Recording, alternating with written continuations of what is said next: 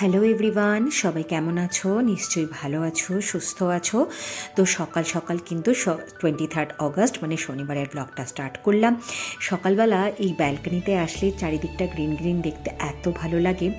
তো যথারীতি আমি না আগের থেকে ঠিক করে রেখেছিলাম যে স্যাটারডে আর সানডে মানে 23 আর 24 আমি কিন্তু ঘর একদম পুরো ডিপ ক্লিনিং করব। কারণ দুদিন বাদেই হচ্ছে গণেশ চতুর্থী, গণপতি বাপ্পার হচ্ছে পুজো। তো তার জন্য তো ঘর দোর চারিদিকে পরিষ্কার করতেই হবে। এমনিতেই আমরা বাঙালিরা দুর্গাপুজোর সময় একদম ঘর পুরো ডিপ ক্লিনিং করি।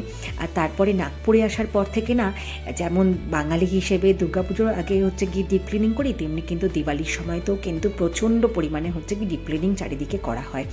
তো তার উপরে সিদ্ধিদাতা গণেশের হচ্ছে পুজো, আমাদের গণপতি বাপ্পার পুজো, যেখানে মহারাষ্ট্রে থাকছি, মহারাষ্ট্রের সব থেকে বড় উৎসব এটা। তো তার জন্য তো গণপতি বাপ্পার জন্য তো ঘর দৌড় চারিদিকে পরিষ্কার করতেই হবে। তো আর ছোটোর থেকেই না দেখতাম যে যে কোনো উৎসবের আগে, যে কোনো পুজোর আগে মা দিদা কীভাবে ঘরদোর পরিষ্কার করতো।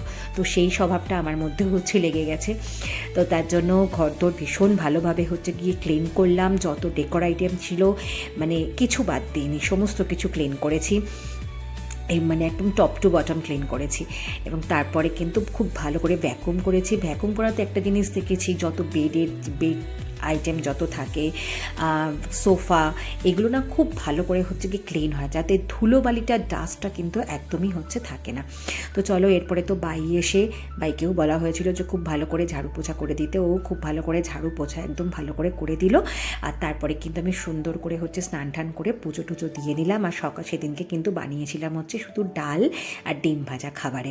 তো চলো, ব্লগটা শেষ করলাম। ব্লগটা ভালো লেগে থাকলে অবশ্যই like, comment, share and do subscribe.